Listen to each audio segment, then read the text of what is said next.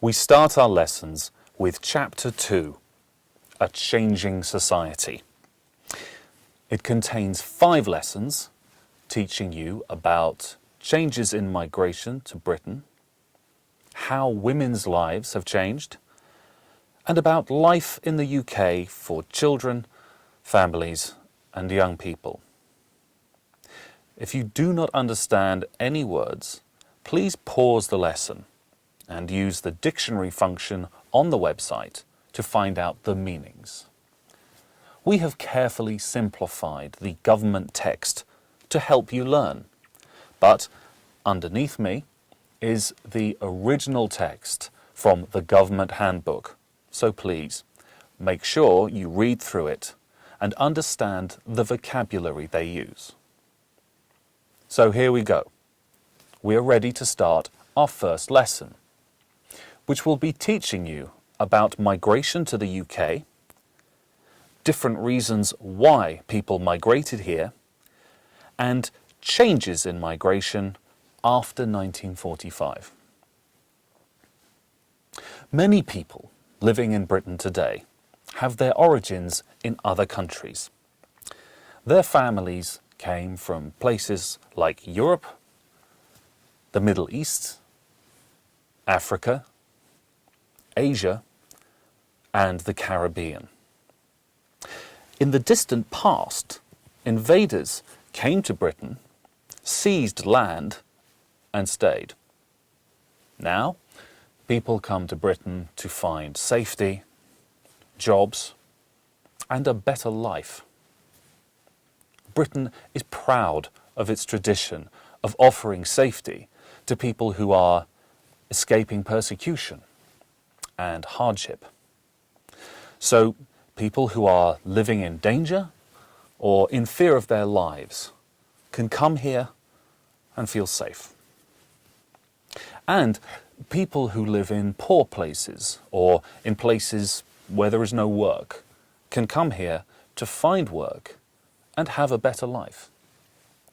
For example, in the 16th and 18th centuries, Huguenots, or French Protestants, came to Britain to escape religious persecution in France.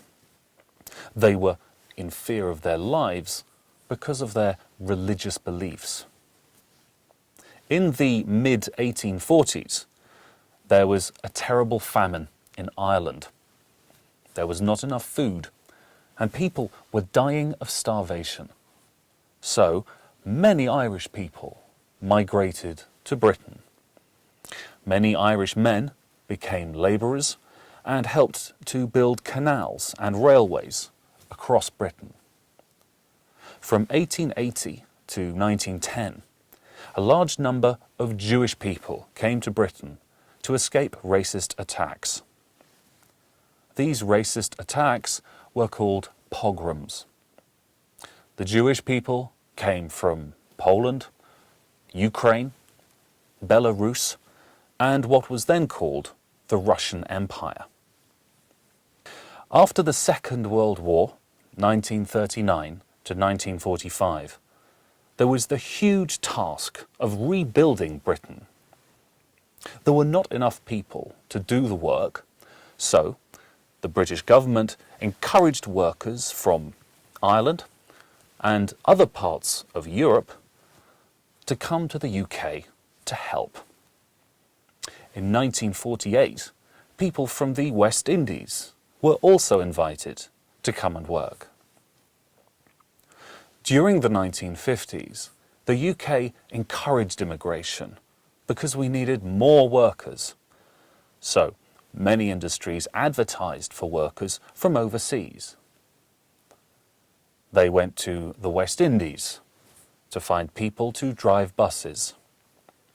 They went to India and Pakistan to find people to work in textiles and engineering in the north of England.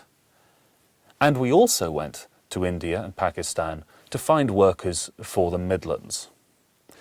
For about 25 years, people came from the West Indies, India, Pakistan, and Bangladesh to work and settle in Britain. In the late 1960s, immigration fell because new laws came in to restrict immigration to Britain. Controls were not so strict on people coming from old Commonwealth countries, such as Australia, New Zealand, and Canada. However, during this time, Britain still admitted 28,000 people of Indian origin who had been forced to leave Uganda, and 22,000 refugees from Southeast Asia. In the 1980s, the largest immigrant groups came from the United States, Australia, South Africa, and New Zealand. In the early 1990s, groups of people from the former Soviet Union came to Britain looking for a new and safer way of life. Since 1994, there has been a global rise in mass migration for both political and economic reasons. Before you move on to the next lesson, make sure that you understand all the key points that we have covered in the boxes below, such as some of the historical reasons for immigration to the UK before 1945, the main immigrant groups coming here after 1945, the countries they came from, and the kind of work they did.